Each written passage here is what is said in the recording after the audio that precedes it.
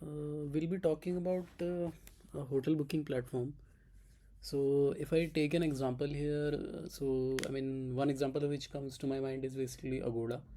So on Agoda, hotels can, basically provide a listing for their hotel.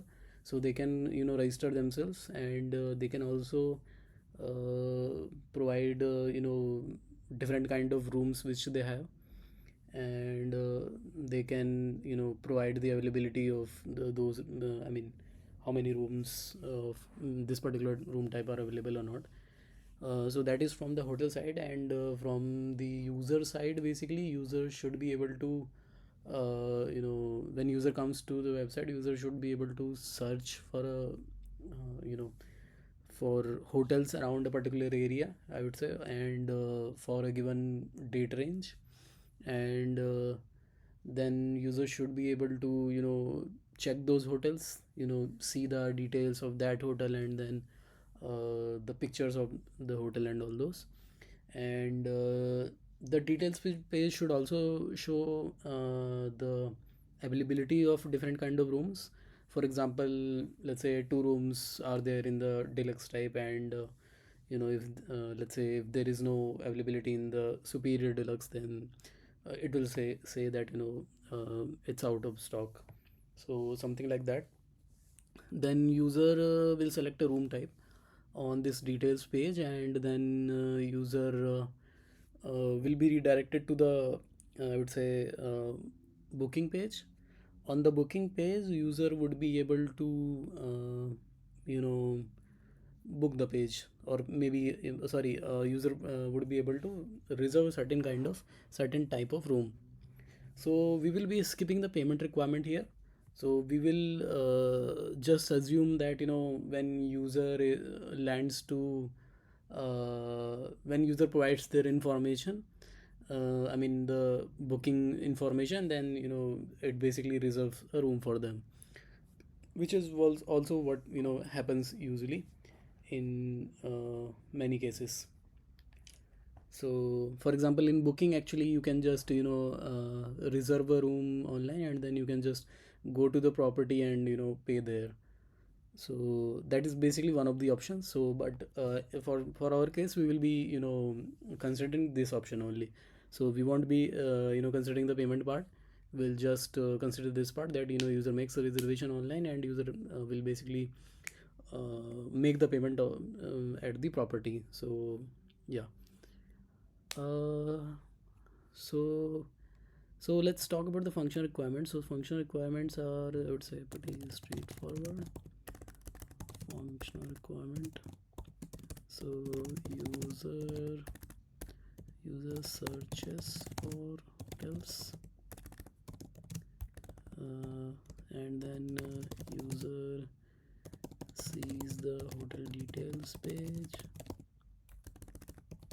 Then the third is user can reserve reserve a room in the hotel. Okay. So I think that's pretty much about the functional requirements. So we have just three basic requirements. So now let's go to the non-functional requirement.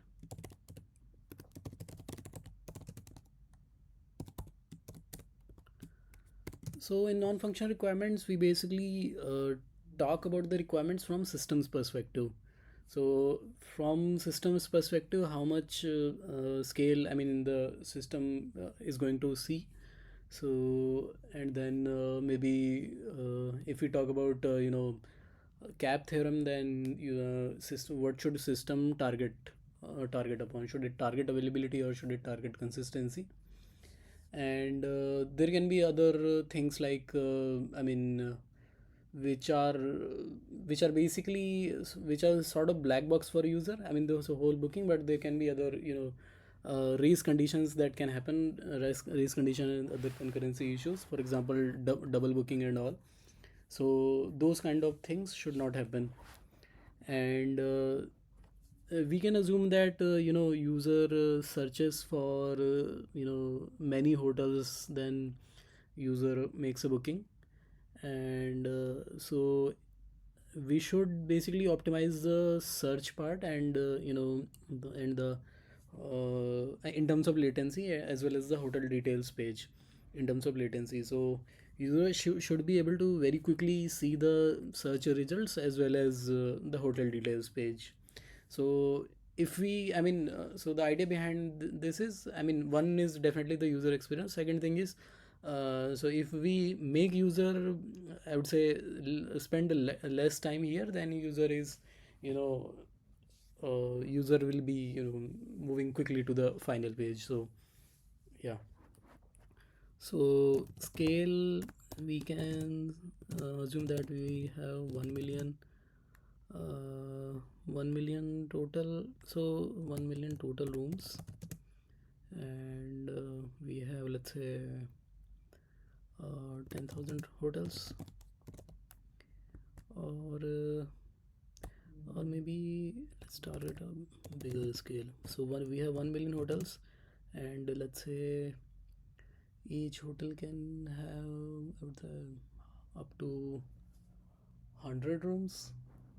So yeah, so basically 100 million rooms.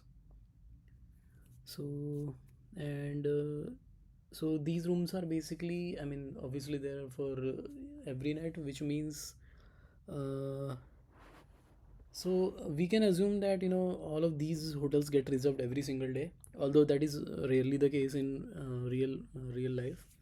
So but we can assume that, all of these can get reserved every single day.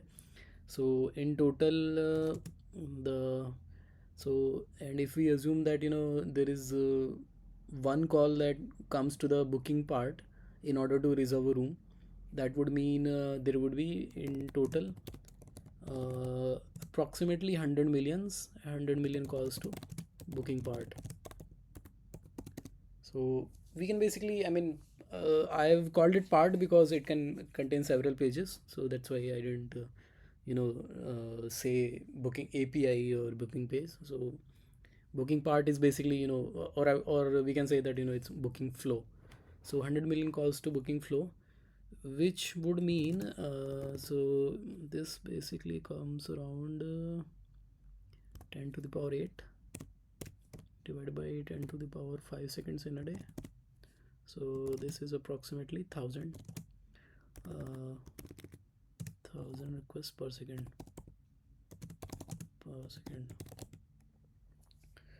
So we will be getting 1000 requests per second for, for making the for creating the bookings. So which means for booking part, our write QPS is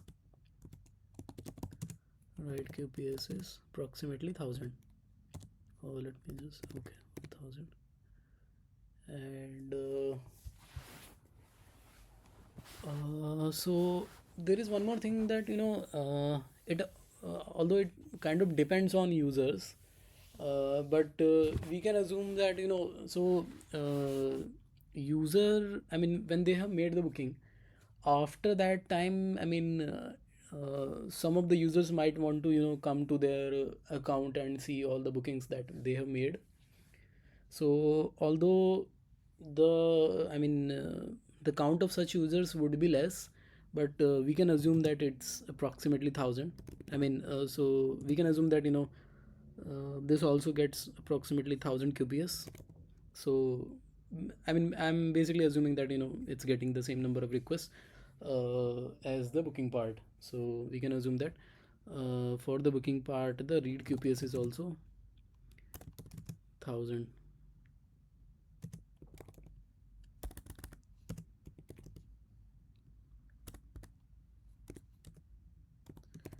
Now, what happens is you would rarely, do one search and then, you go to the hotel and then you make the booking. So on average, what happens is you basically see a lot of hotels, then you make the booking.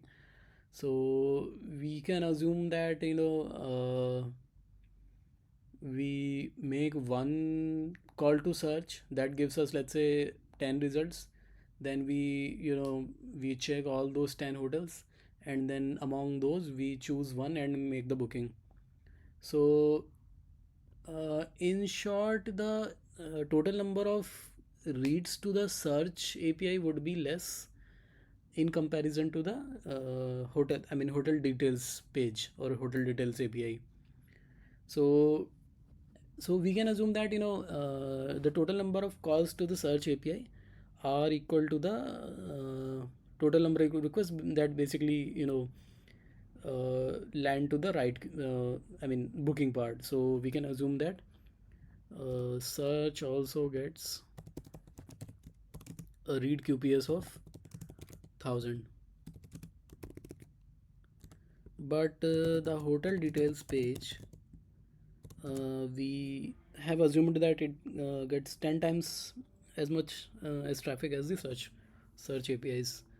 So hotel details will get 10,000 read QPS. Okay, so search is mostly read. I would say hotel details is also mostly read. We have 1 million hotels for which the data we need to store, and but the thing is we are making 100 million bookings every single day. So which means uh, sorry, so which means we will be getting 3 billion bookings per month, and this comes to approximately 1000 billion bookings per year, which is a lot of data honestly. So we'll see what we can do about it. Okay, so we have talked about scale. Now there were other function requirements like no double booking. So which basically means so double booking can happen in two ways. One is user herself can click the final booking, let's say, button twice, and then that might make two bookings for the same user. So that is one thing. So first one is basically for single user, same user. And second thing is basically, let's say we have just one room left of a particular room type. At that time it shouldn't happen that there are two or more than two people who can get the booking for that particular room. So so it will basically mean that that room is basically booked by more than one person. So second part is basically for different users. Okay, and we want users to spend as less time on the hotel as well as hotel. Not really spend the time actually. We want users to reach the booking page quickly, and the user experience should be good. So for that, there should be minimal latency for search as well as hotel details page. So we have talked about scale, we have talked about double booking, low latency for search as well. And we haven't talked about available, cap theorem usually. So so in cap theorem basically the partition tolerance is given. That has to be there anyway. So we need to choose between availability and consistency. So in our case, there is one part where user there shouldn't be any inconsistency or let's say stale data. So when user basically is on the hotel details page at that particular time, let's say that page shows that there are some rooms available for this particular room type, and then user goes to the next page, and it basically says that this room is no longer available. So that is still okay. So but it shouldn't happen that one person has already booked the room, and for which the number of rooms available was one only, so there is no room available right now. But due to some, let's say, replication lag or something for a particular user, it happened that that particular room was showing as available, and that user was basically able to go through the booking as well. So what happened was basically it led to two bookings for a particular, for just one room. So that is the consistency that we want to provide. Apart from that, our whole system, I mean the rest of the parts of the system, should remain available. So availability for, I would say, whole system, but consistency to avoid the double booking.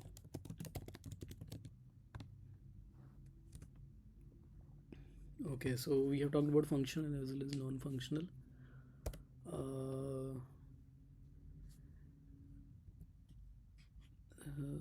okay. Apart from that, we will also be talking about fault tolerance. Where are the areas where failures can happen, and how do we handle with the failures gracefully? So that is also we will be talking about in, I would say, deep dive. What else? Yeah, that's it. So now let's talk about what are the entities which are involved in our system, and using those entities we will basically write our APIs, as well as build a basic high level design, and we will be basically scaling that basic design in the second part, I mean after once we are done. So these entities actually really help us to get something ready on the table. So in the deep dive, actually you can go and scale the system, but as per my experience, it's a really good idea to start with the entities, for if it's possible. It's not really possible for some kind of systems, for example top k problem, uh, and all, but yeah, these kind of problems we can start with the entities involved, for example hotel booking, Uber, those kind of problems.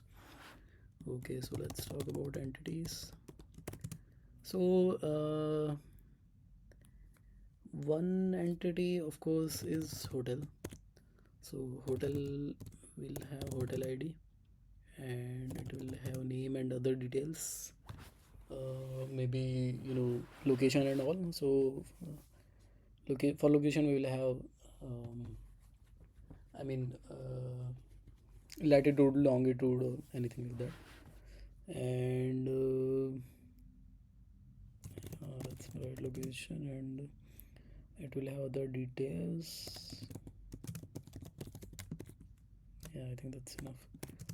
Then we have, so and we I mean we have a list said that these hotels have hotel types, and these hotel types, I mean so sorry, hotels have room types.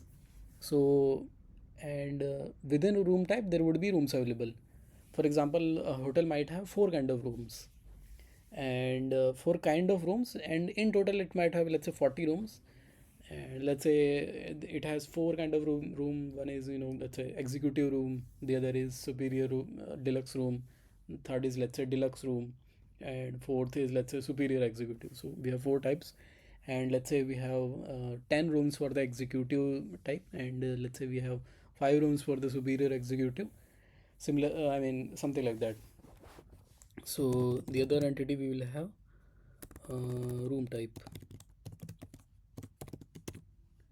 So for room type, we can have room type ID, which will be kind of primary key if we want to go ahead with the relational database. So we have room type ID, and then this room type basically belongs to a hotel, so it will have hotel ID, and then of course it will have name, and then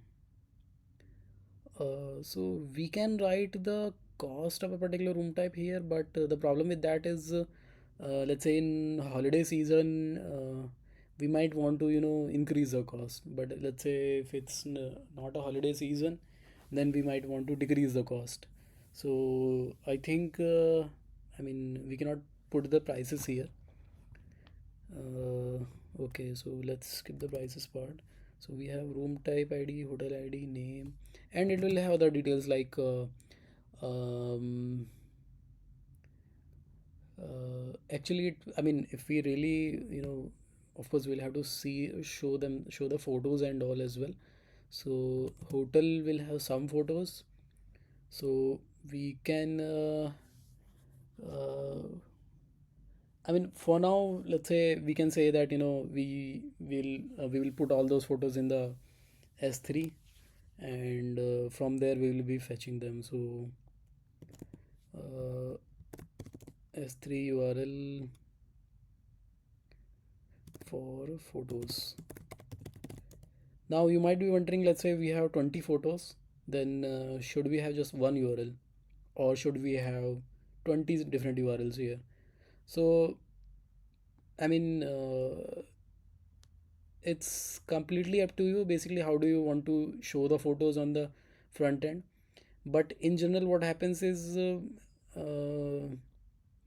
so you would want to basically load, let's say, 4 or 5 photos at the time of loading the hotel detail page, and then user clicks on see all photos, then you would want to load the next few photos. So in reality, this would be a not so simple system. I mean, we might have to create tables for photos and all that, but for now we can assume that we are putting all the photos in a single S3 bucket, and from there we can load. Or maybe we can just, let's say that we can just store a JSON here, and within that JSON we have all the URLs for the photos. So yeah, let's go ahead with that approach. The list basically means that we are storing all these URLs in a JSON. Okay. Now, same thing will happen for the room type as well. So you must have seen the photos for the room type. So the same thing happens for room type as well. What else is left for? And there could be other details for room types. For example, smoking might be allowed in a particular room type, but might not be allowed in a particular room type. Those kind of things. So we can skip those. So, so if you really see, then the first page, I mean the search page where you just see the hotels, and the second page where you see the hotel details and the room type, that part is covered. But we still haven't, talked about the data which we need to basically say that if a particular room if a particular room is available or not, or if we have any rooms available for a particular room type. So are there any rooms available for, let's say, executive room type? So that part we still haven't talked about. Now there is one more thing. So a room type, I mean, one particular room type might have, let's say, right now it has, let's say, 10 rooms available for, let's say, today, and for tomorrow it might have, let's say, 20 rooms available. Similarly, day after it might have some different number. So which means that the number of rooms which are available for a particular room type, that will vary according to the date. Why it will vary? Because people make the reservation for the dates. So as people keep making the reservations, basically the inventory will start coming down. So we will have lesser and lesser inventory. So which basically means we need something like an inventory table. So we will have inventory table. It will have some primary key if we want to go ahead with the relation database. So let me call it inventory ID, and then it will have so we are storing for a particular room type, so we can reference that with room type ID. For this particular date, what is the price and what is the availability? Available, let me just call it available count.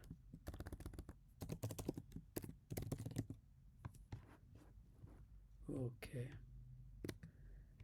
So this basically gives us an information that for this particular room type, on this particular date, this will be the price of that particular room, and this many number of rooms are available. And looking at this in this table, we would be able to say that if there are rooms available for this particular room type or not. So I think this would be good enough. So let's move on to APIs.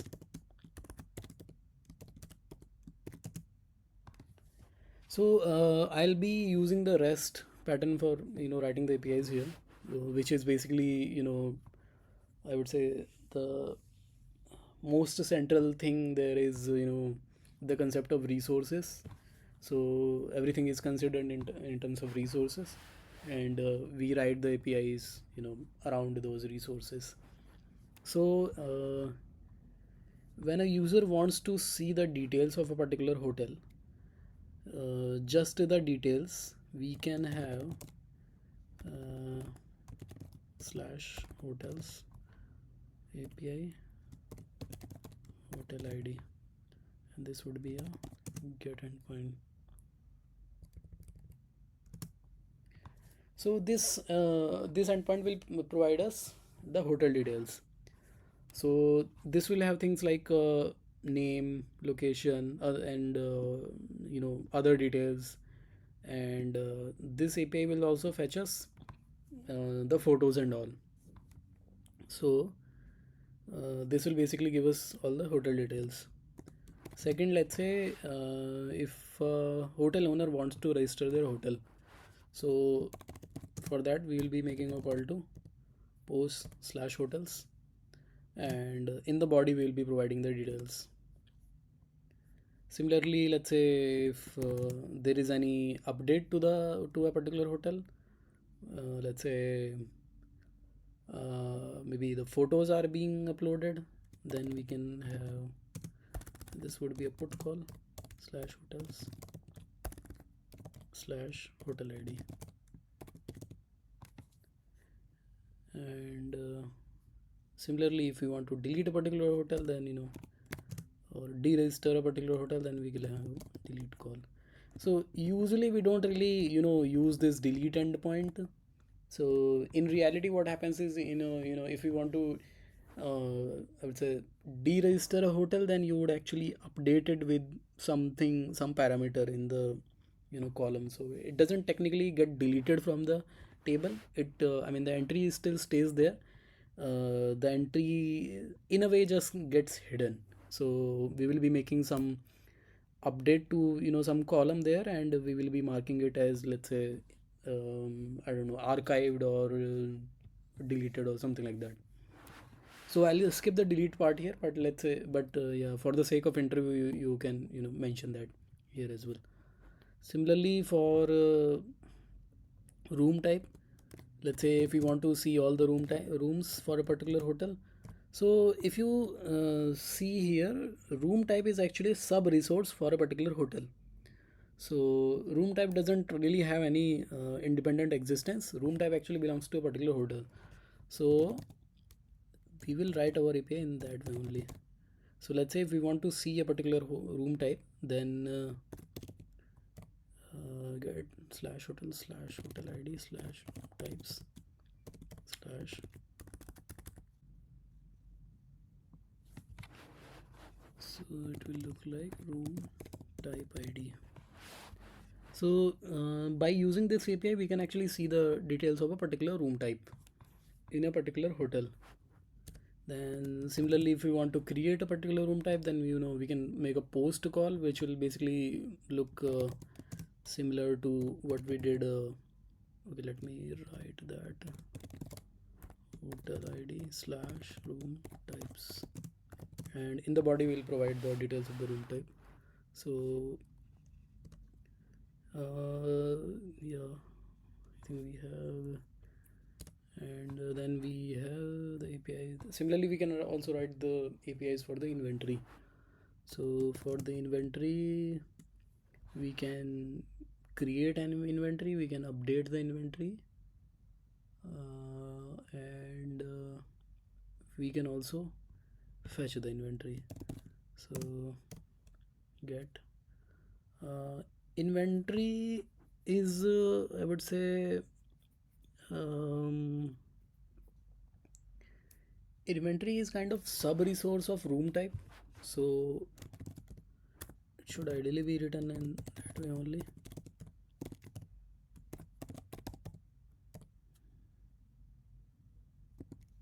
Let me just call it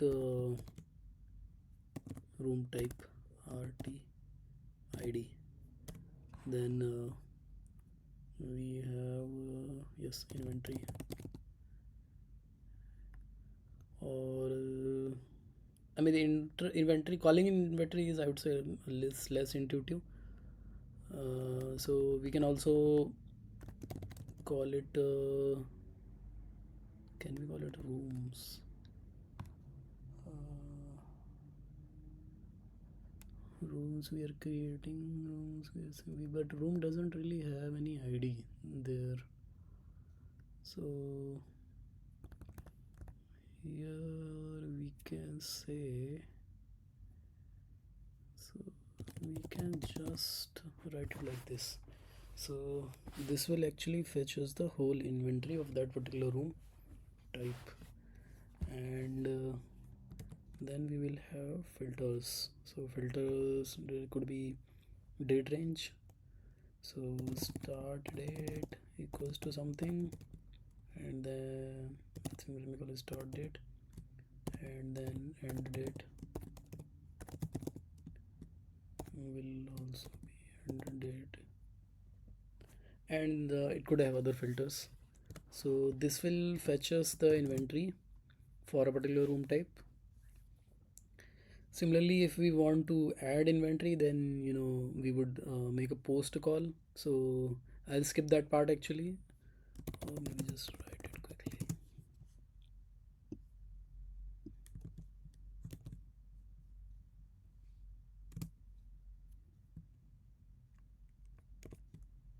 Yeah, so we'll make a post call here, and in the body we'll provide the details of the inventory. So usually actually, I mean, we don't really write the REST APIs like this. But yeah, it's kind of a special case. I mean, you would not really care about the inventory ID when you are making a call from the front end. So you would be, providing the filters only. So that's why I've written the API like this. Post, we can keep it this way, and we can have the put API. I mean, which would be, we can call from the front end, but yeah, that's not really a good idea actually. So I mean, for reservation we should have a different API. Oh yeah, I actually forgot something. We will also have something called reservation. So when a user is making a booking, or user is reserving the room, at that time user is basically creating something. So user is actually making a reservation, and user would be able to user should be able to go to their account and see all the past reservations. So that's why we will also have something called reservation entity. So the primary key would be reservation ID, and it will have details like uh, room type reserved, and then other details like um, dates, start date and date, and maybe other things like number of guests, children, those kind of things, and of course created at.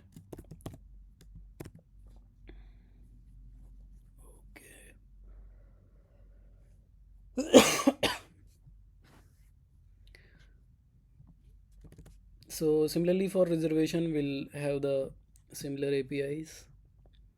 Let me just cite quickly. If you want to fetch a particular reservation, we will have a reservation like this, and if you want to make a reservation, then we'll have, oh sorry, yeah. Yeah, this will work. And if a user wants to see their reservations, then we'll have one more API which would be something like this. We can basically provide a user ID in the parameter here. Now there can be some security issues with it with this actually, if we don't make this API secure. So I can just go create an API. So I can take basically your user ID and pass this to parameter, and I would be able to see the reservation. So that's not what we really want. So ideally what should be happening is basically this user ID should be picked from the login token or login cookie, and using that we should basically show the reservation. So in reality, I mean the I mean in reality what happens is basically reservation kind of becomes a sub resource of user's account. So the API would basically look like my account slash reservations. So yeah, this could be the API to see the reservations for a particular user. Okay, so I think we have covered we have got the APIs covered. Now let's talk about the high level design. Uh, so we have a user, and first thing is user basically comes to the search page. So on the search service, I mean user makes a see basically searches for hotels. So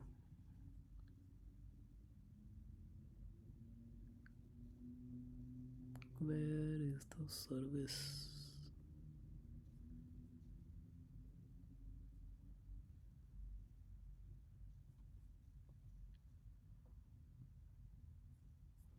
Okay, let me just use this.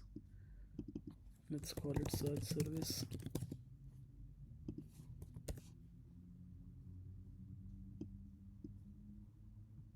So here comes to website makes a call to search service. Search service has to get the has to basically return the list of hotels, which means we should have some hotel database. So we have hotel DB.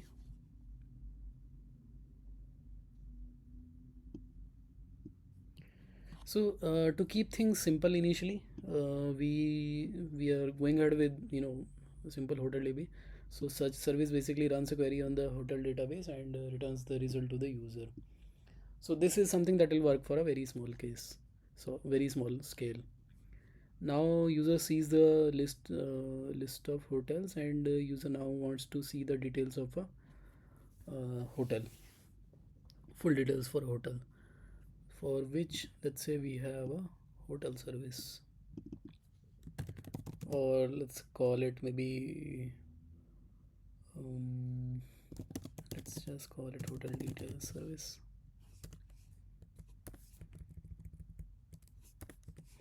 Or maybe, yeah, I mean we can call anything, but yeah, for now I'm just calling it hotel details service. So user clicks one of the results, the request goes to hotel details service. Hotel details service fetches the hotel details from the hotel database and returns the details to the user. We have also initially said that we will be storing the images in the S3. So let's also create a box for S3. So S3 for images.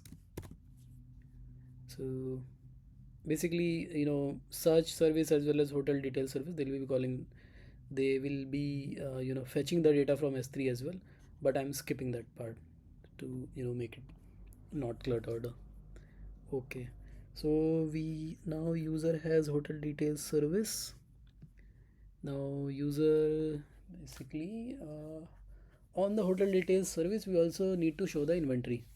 So how many rooms are available for a particular hotel. So within hotel DB actually hotel so okay, hotel DB has basically two things. Two tables. One is hotels table, second is room types. Okay, so from this database we will be basically able to cater to these two kind of requests. Now third thing is, on the hotel details page we also show the inventory. I mean, we make use of the inventory and show to the user that this particular room is available or not. So now the thing is, we could have put that in the hotel database itself, but the thing is, for a particular room type, the number of entries in the inventory DB would be a lot more. So for example, let's say you are storing the entries for next month. That would mean that there is 30 entries for a single room type. So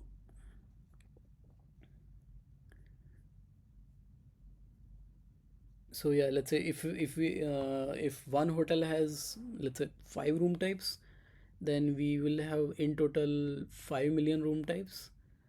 So in the room, I mean, the number of rows in the room type table will still be 5 million, but the inventory table is a very different kind of table. I mean, the number of rows are a lot there, and the kind of write pattern is also very different there. So that's why it's a good idea to basically separate the inventory database. So let's go ahead and separate the inventory database.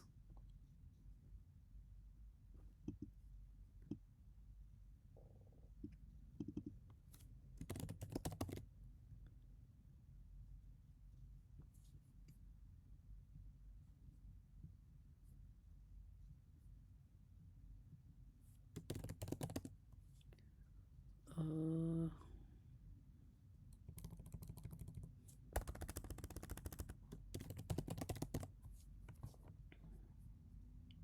okay, so request hotel, I mean, from hotel detail service basically also makes a call to the whole inventory database and fetches the inventory and basically shows the response on the hotel details page.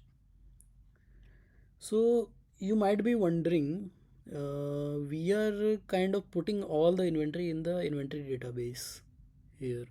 So we have inventory ID, we have room type ID, date, price, available count. Yeah. So should we? I mean, let's say, I mean, we have 365 days in a year, and so should we really, create all the entries for all the days, or maybe, I mean, should we you know, create the entries for, let's say, 1 year, one extra year. So that would be basically more than 700. So should we really, create all these rows for all these room types? So the thing is, there will be too many entries here. But do we really want that? I mean, do we really need to, create all these many rows in the inventory table or inventory database? So the thing is, actually, we actually don't. So what we can do is we can kind of create a default table. I mean, default uh, some sort of default row for a particular room type. So and that will have a sort of default price, and date could be it could be kind of start date or something like that, and available count could be available count could be, it could be, I mean, anything, that's up to you. So one approach could be basically, uh, let's say we create one row for let's say next whole year. So the row could look like, let's say my inventory ID is 1, and then room type ID is 2. So so here the date would actually mean start date. So let's say my start date basically becomes 4th of July 2025. So this becomes my start date, and then I am assuming for the whole year my price would look like, let's say it has 1000 rupees, or I mean dollar, whatever. And then it has, so the total available count for the whole year would be 365. And if we have 20 rooms every single day for one particular room type ID, then something like this. So that is one approach. And let's say if a user comes and makes a user comes and reserves a room on a particular date, then what we can do is basically we can kind of split this whole row into two parts. I mean, one range before that particular date, and second range after that particular date. And for the date for which, I mean, user had reserved, we can kind of create a separate entry. So there can be actually many different approaches to solve this problem, but this is kind of one approach which we could use. uh, or we could also maybe create different kind of data structures if we can. But yeah, so my point is basically we don't really need to uh, store the entries even for those dates which are far ahead in the future. So we don't need that. We can use some intelligent logic to reduce the number of rows in the inventory table. Okay. uh,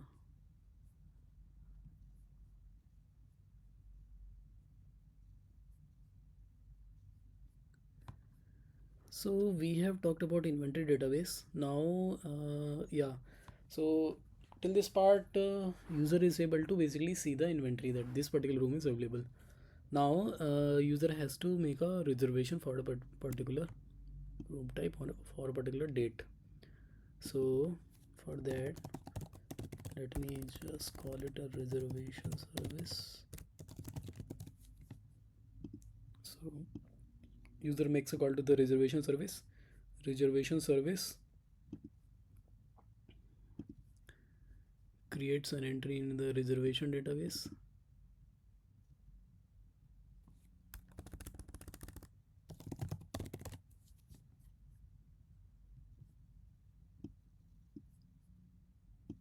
and also reduces the inventory from the inventory database. Room types we don't need to touch. Hotel DB we don't need to touch here. We just need to touch the inventory database and the reservation database. So this is very very high level design for this system. There are several problems with with these systems, and we will be basically in the next part. Now we would be discussing the ways to solve those problems. So first thing is,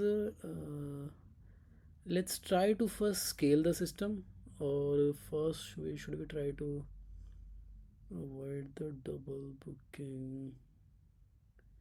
Yeah, let's go ahead and scale the system first, then we can cover the double booking part. So what we had to do basically, there were, so in a way we have covered the function requirements. Now we need to basically cover the non-function requirements.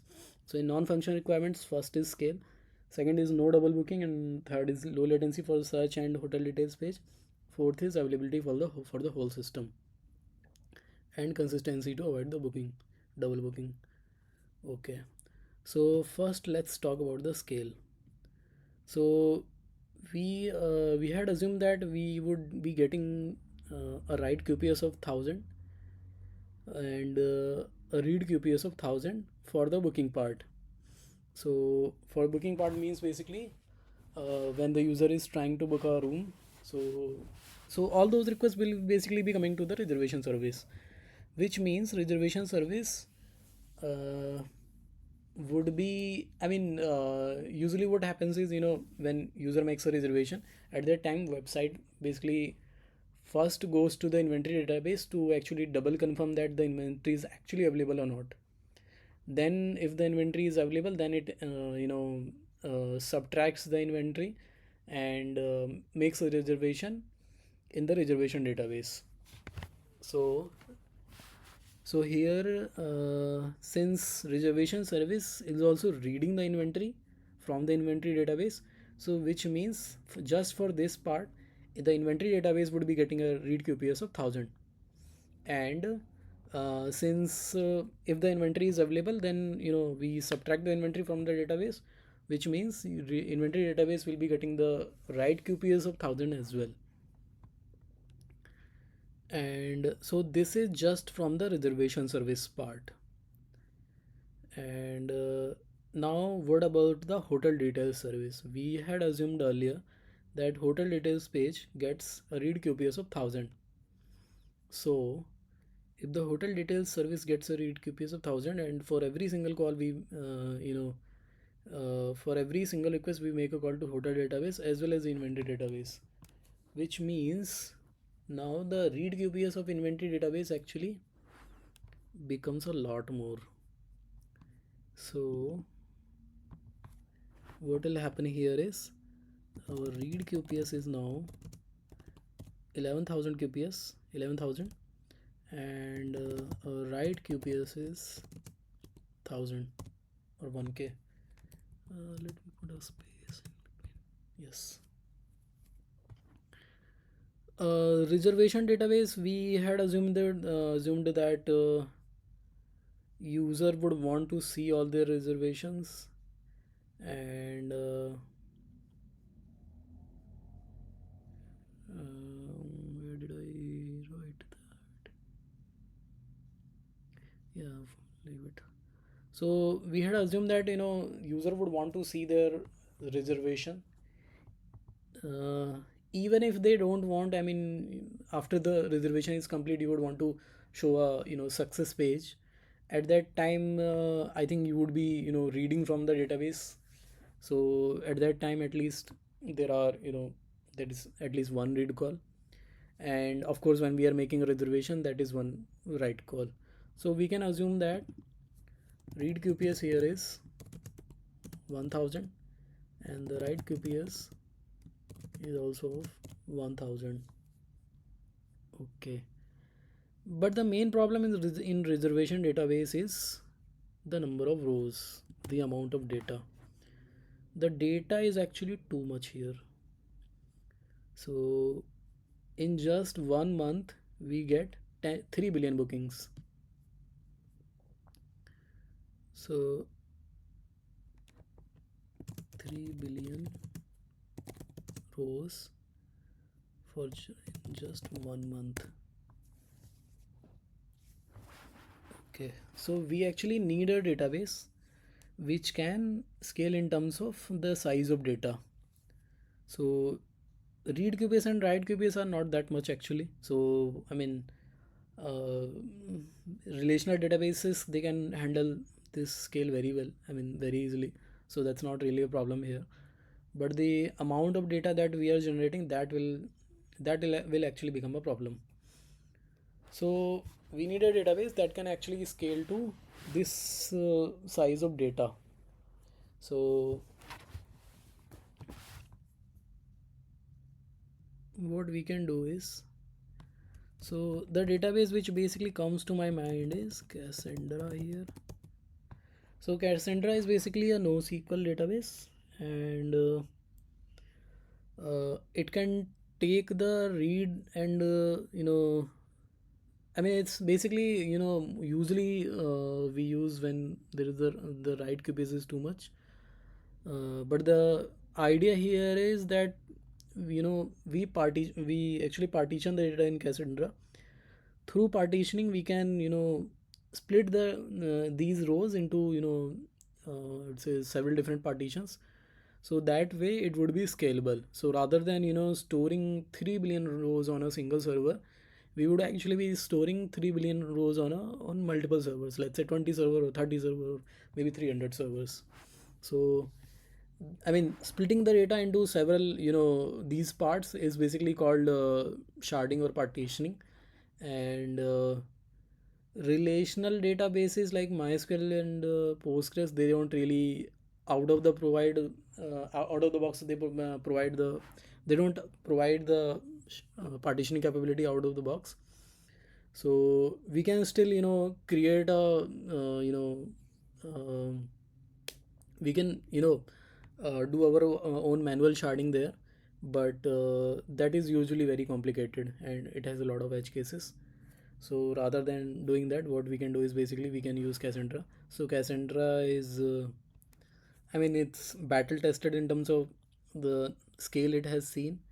So it's pretty scalable database.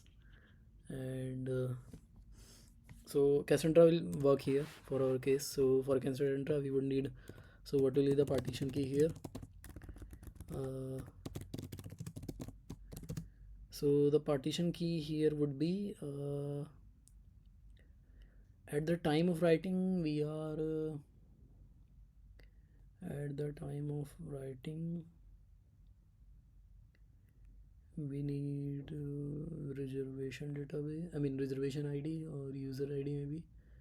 But at the time of reading, user would want to see all the reservations.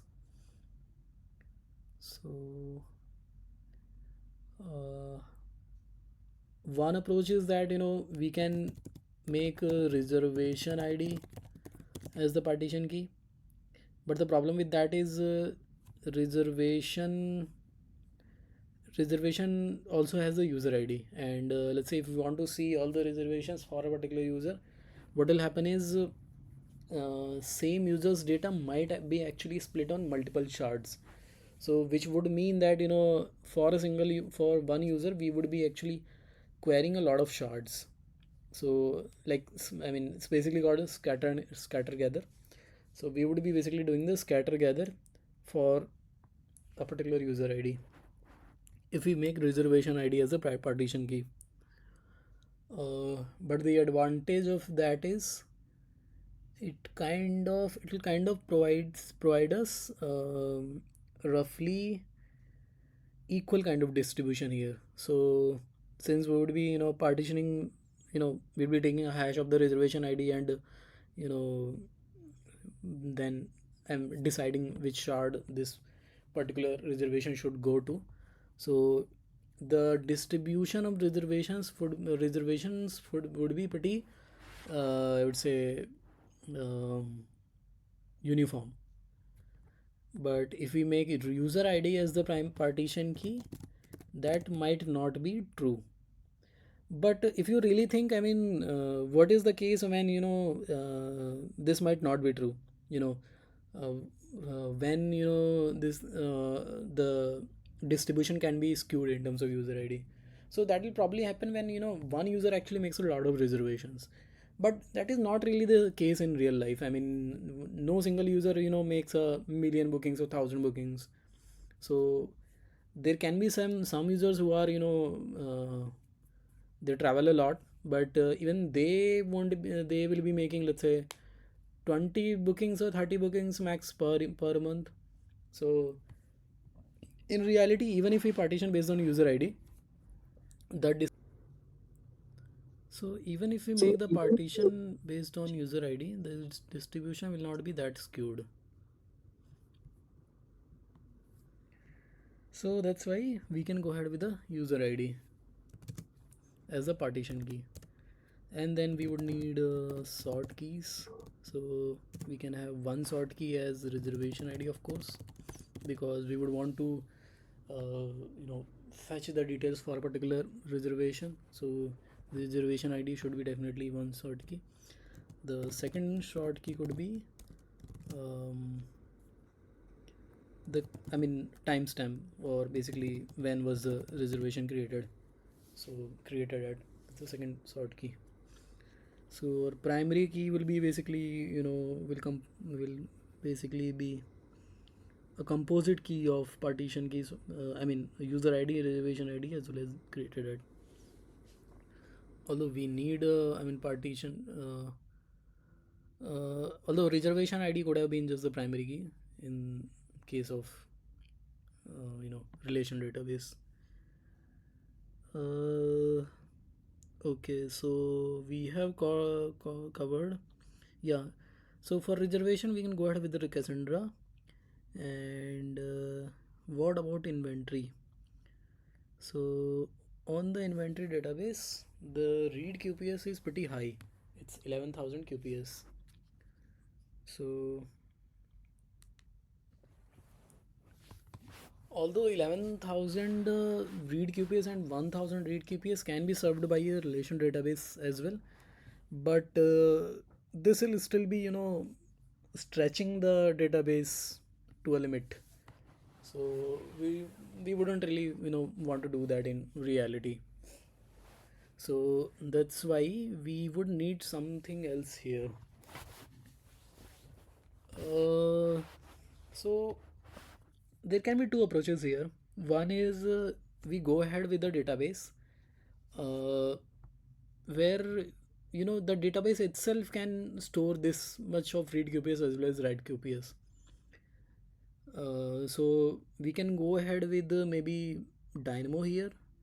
So Dynamo will work here. Dynamo is also a NoSQL database, but it's based on B tree. So that's why I mean it doesn't perform badly to read the I would say really old values, or for updates basically. So DynamoDB is one choice if we want to just scale the database.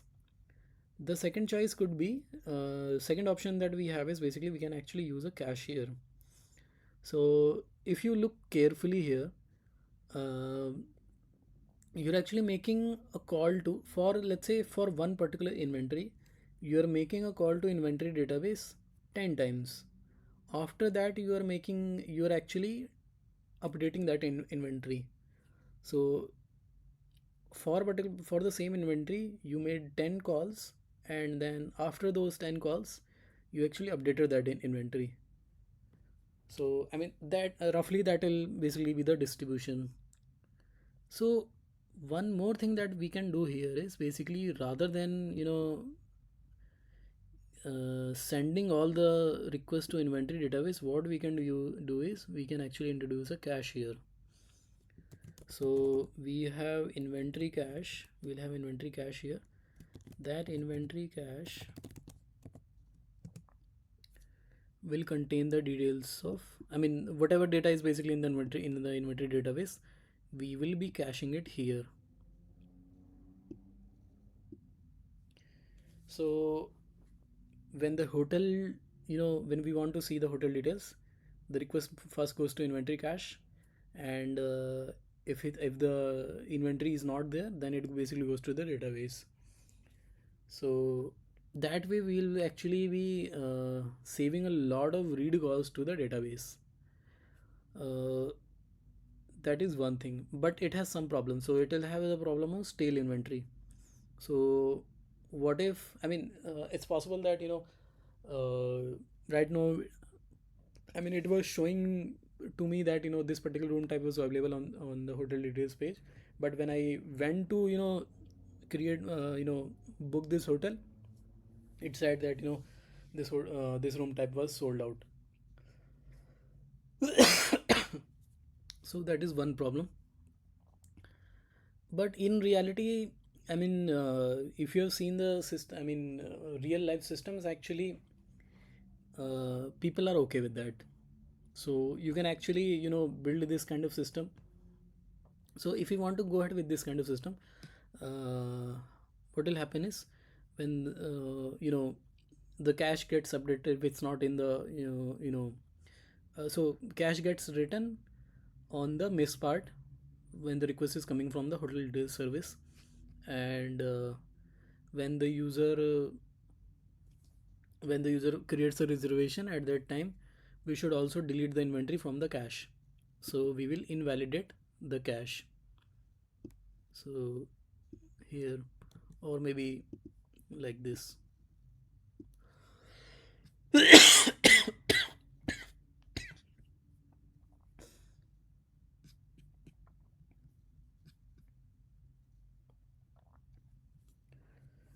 So that is one way. uh, I mean, if we want to, fix this part, so I mean, what the other approach is basically, what can happen is, we can have changed data capture on the inventory database, and those can be listened by the inventory cache, something like this. So we could have changed data capture here, and that can be listened by the inventory database, the inventory cache, and then, if inventory gets updated in the inventory database, basically that cache also gets updated. So that is also one thing. uh, the other approach that can happen is, I mean, that we can use is, if you look here, what is happening here is the read to write ratio is quite high. So we can actually create many read replicas for the same database if we want. I mean, we can go ahead with the relational database, and we could create many read replicas here. So let's say we create 5 read replicas, and we have one master. And so the write comes to basically master, and from there it basically gets propagated to all 5 read replicas. And so that is the write part. And the read part, for the read part, the request can go to the all the read replicas.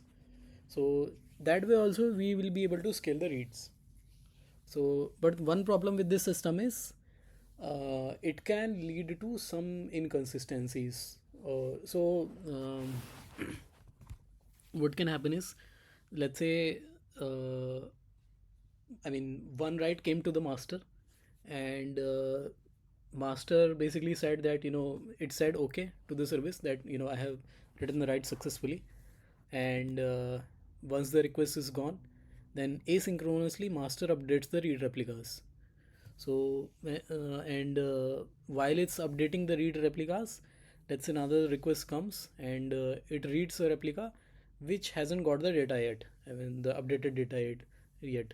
So that replica will basically, give the stale data to the user. And although the event, I mean, the hotel was not, I mean, the room was not available, it will basically say that the room was available. So I mean, we can solve that using synchronous replication, or maybe uh, we can do sort of semi-synchronous replication, or maybe. So yeah, I mean, there can be basically, we can go ahead. I mean, we can go deeper into, this part, but I don't want to spend much time here. So that is also one approach. Creating many read replicas, and having one, main or master, replica. Uh, So if you ask me, I will go ahead with the I would I go ahead with the inventory approach for our use case. But yeah, so let's go ahead with the inventory cache here. We will use inventory cache to scale this part. So we have scaled the inventory database. In similar way, we can also scale the hotel database. So we will also create a hotel cache here.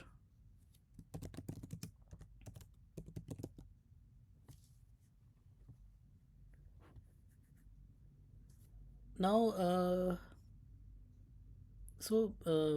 one thing that we have basically done in this case, where we have assumed that these caches will be handling most of our read traffic, and very few requests will be basically going to the actual database.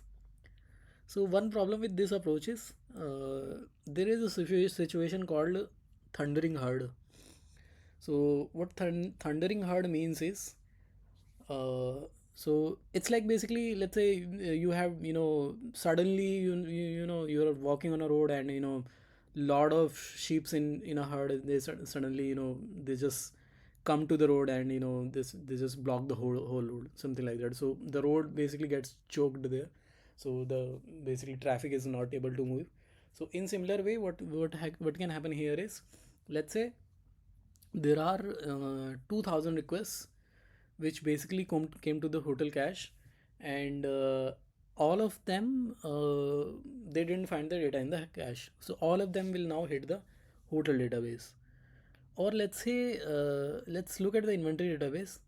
We have seen that the read QPS is 11,000. So let's say we get 11,000 11,000 requests, I mean at the same time, and they all say see that they don't have the data in the inventory cache, and all of them simultaneously hit the database now.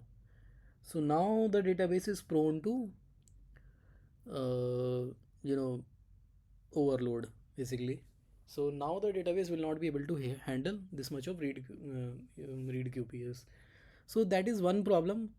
If we don't scale our database, or we don't keep a database which can scale in such kind of conditions. So that is one situation that can basically happen, uh, I mean in such kind of system. So ideally what we should do is basically, we should be we should scale the database as well as keep the cache. So cache will be handling most of the traffic, but in worst case the requests can go to hotel database. I mean, this particular problem, thundering hard, is actually solved by different approaches. But what I'm saying is basically, what should the ideal setup look like. So in ideal setup, the databases should scale, and we can have hotel cache as well. So hotel cache, one thing is basically it will be faster in terms of the latency. Second thing is basically it will be absorbing most of the requests. So we have talked about scaling these databases. Yeah, let's say if you want to scale the hotel database, then hotel database basically gets most of the read requests. Yes, so it'll basically get the same kind of traffic as the inventory database. So here also read QPS would be 11,000, and write QPS would be 1,000. So we'll be basically scaling the hotel database in a similar way to the inventory database. Yeah.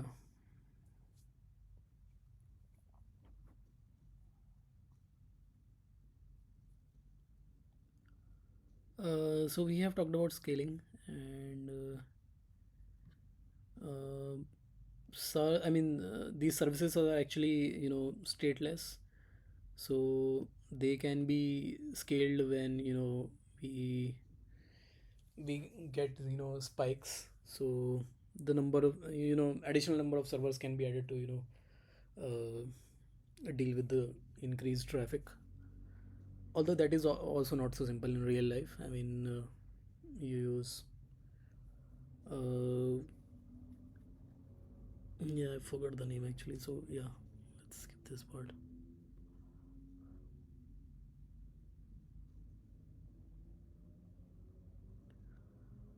uh, One more thing, so we have got talked about scale, and what about double booking? So let's first talk about what happens if a user clicks the book button, or submit button twice. So that part can actually be handled. uh, One thing is, basically, we can just disable the button on the client side. I mean, on the, yeah, on the client side. And when the user basically clicks that button, the button gets disabled, and that way basically user won't be able to click that button twice. That is one way. But the thing is, user can actually bypass that very easily. So let's say if you're doing that with JavaScript, you can just disable the JavaScript and still click the button twice. So to, actually fix that, what we can have is, basically, we need something like called idempot NC key. So idempot NC key basically means that a key which basically, provides us some sort of exactly once guarantee. So we will I mean what we will do is, basically, we will create a idempotency key. We will store that in our database, and we will see that, and whenever we are basically making a reservation, we will see that, this particular key exists already on the database or not. So if it exists, then, that means that we have already, made the reservation. If not, then we go ahead with creating the reservation. So in this case, what we will do is, we will the reservation we will use reservation ID as the idempotency. So this is how the flow will look like. So user clicks on, let's say, uh, create booking button on hotel details page. Request comes to backend generates a reservation ID and stores in the reservation database. Then this reservation ID is sent to client. Now, for all the further requests, this reservation ID would be sent along with the request, and this reservation ID will be used as the idempotency key. So user now goes to confirm booking page. User basically is, let's say, user is directed to confirm booking page, and clicks submit. This submit, or the call to this submit, basically should expect, backend should expect here reservation ID in the request. If the reservation ID is not there, then the backend will basically discard this request. So we have the reservation ID here, and now basically backend goes to, the reservation service, goes to the reservation database, and updates the row. So reservation row is updated to reserved for the given reservation ID. So which kind of means now that reservation ID is not really the reservation ID here. Reservation I mean this whole reservation table is actually, this also means the intent to reserve as well. So we will add one more status here, one more column here. Let's call it status. This status will have, let's say, two values. Let's maybe pending, and the other is basically success or reserved or anything like that. So pending would mean, when the user is first time trying to, starting when the user is starting the reservation flow, at that time the status would be pending. And when user completes the flow at that time, and then the status will be basically updated to success. So let me just write here, updated to status equals to success for the given reservation ID. So if you look at this, I mean the reservation is actually happening here in step 5 and 6. So in step 5 and 6, backend is expecting the reservation ID. Reservation ID should be there. If not, then it will reject the request. It will take that reservation ID, and it will basically go to the database, and it will see for this particular reservation ID what is the status right now. So the status is still pending. If it's still pending, then it will mark it as reserved. If it was success, then it will be, then that means user has already made a call with the same reservation ID, and the user had made the reservation. So if it's still pending, then that means user is basically making the reservation for the first time. So in that case, we'll basically is updated to status. So reservation ID acts as an idempotency key here. So for a single user, there should be no double booking. That part is solved here. What about no double booking for different users? So now where can this situation happen? So this situation can happen. We have in the inventory database, let's say we had for this particular room ID. So let's say we had room ID, room type ID was 123. Total number of rooms available was 1 on the given date. I'm skipping that part. Now two users come. One user comes, makes a request, tries to update, tries to create the reservation. So the inventory will basically, ideally it should become 0. But let's say when the um,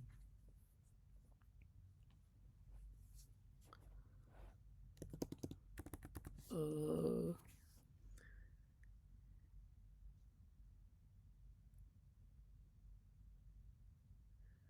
so what happens when user is starting the reservation flow, and we are creating the reservation ID? Should we reduce the inventory at that particular time, or should we reduce the inventory in the step 6? So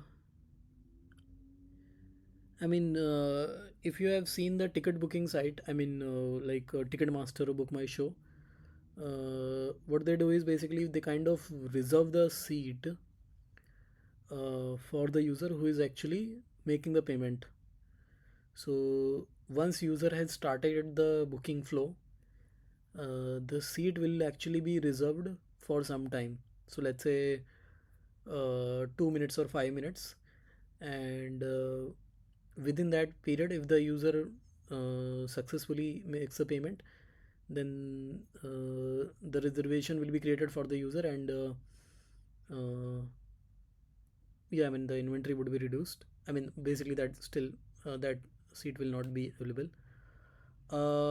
That seat is basically booked, but it's possible that within we reserved the seat, and user just left their system, and user left the website. So what will happen in that case?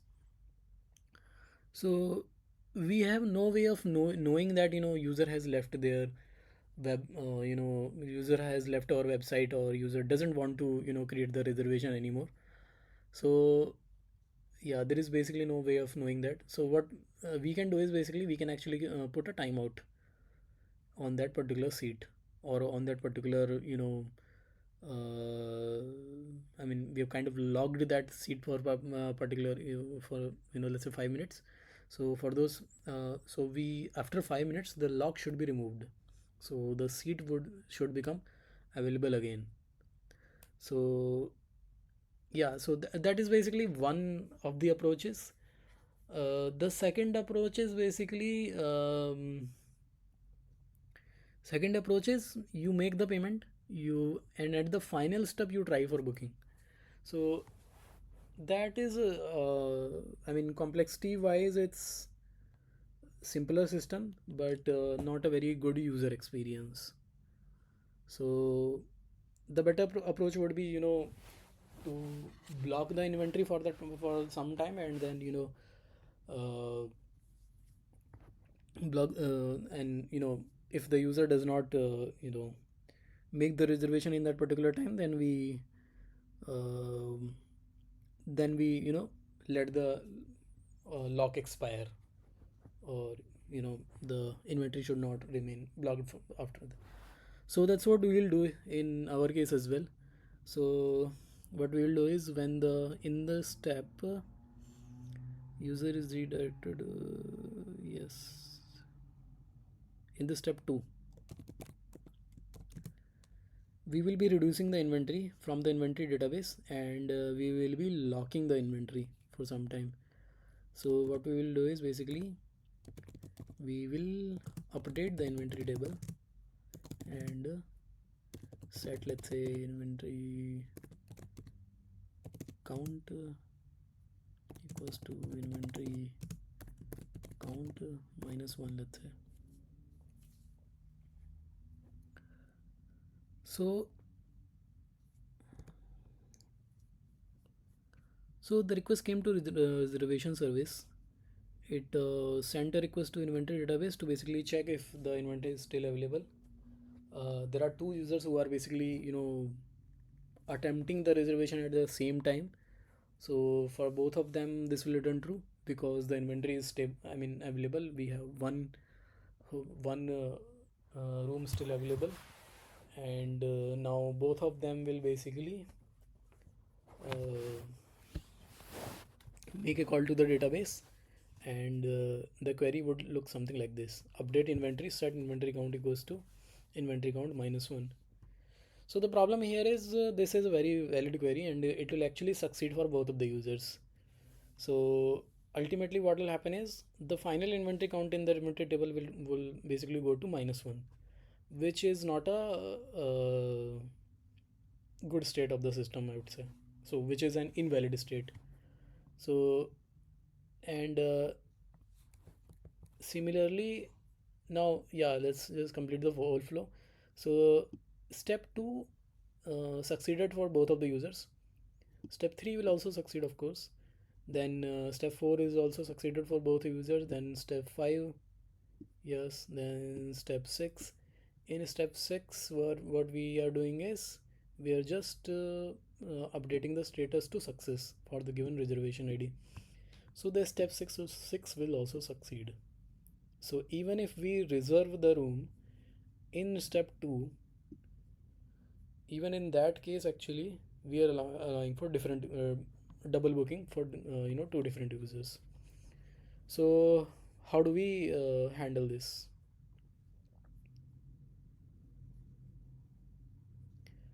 So the one approach which should come to your mind is basically locking. So what we can do is basically we lock the whole row at that particular time. I mean, when we are making an update to this inventory,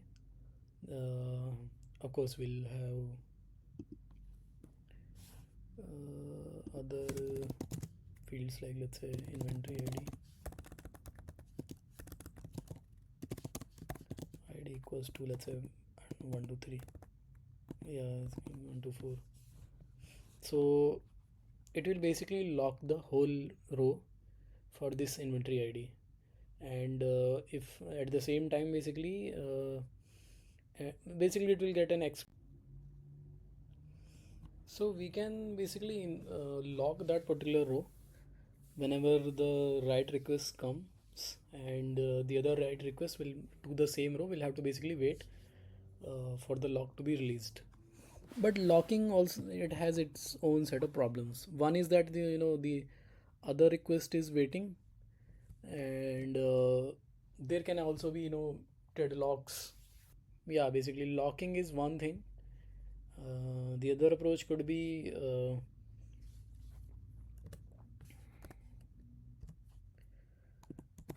so the locking that we are talking about is basically called pessimistic locking, in which we actually go ahead and lock the row. The second option is something which is called optimistic locking. So in optimistic locking, what we do is basically we don't really lock the row. What we instead do is we kind of put additional checks on our query, and we also use something called a version. So what will happen is, in the inventory table we will create one more column called as version. So now our query will be changed to version equals to, let's say, version id was 2. So what happens in this case is basically, let's say my request comes, and first thing it has to do is basically it has to read the inventory. So at that time it will get the version. So let's say it got the version as 2 at the time of reading the request, and then it has to make the request and make the update here. So and at that time it has to basically provide this version which it had read. So it will basically say that version equals to true 2. So let's say there was another user who had a yes, one more thing actually. So what also happens here is we actually update the inventory count, and on every single write we also increase the version equals to version plus 1.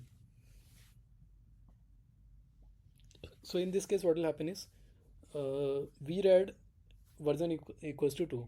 Now the second user comes, second user basically also reads the version as 2, but let's say second user's request went through first. So what will happen is the version in database was updated to 3, but we have version as 2 only. So when we make this query, what will happen is now the version has become 3. It's no longer 2. So this becomes false. So which means our whole query will fail now.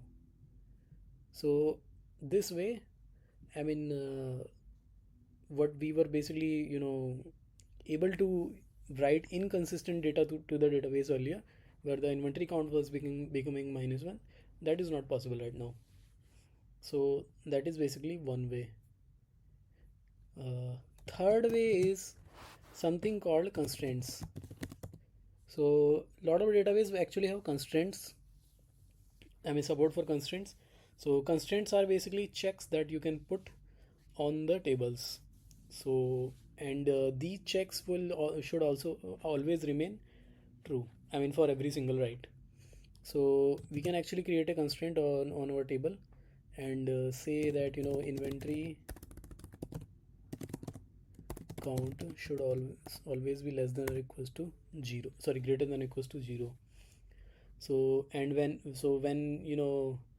we are trying to update the inventory and the inventory count basically becomes -1, at that time the constraint will fail. So when the constraint fails, then that whole write is basically reverted, so that write doesn't succeed. So db constraint is basically third approach that we can use in our case. So we have talked about three approaches to solve the double booking problem.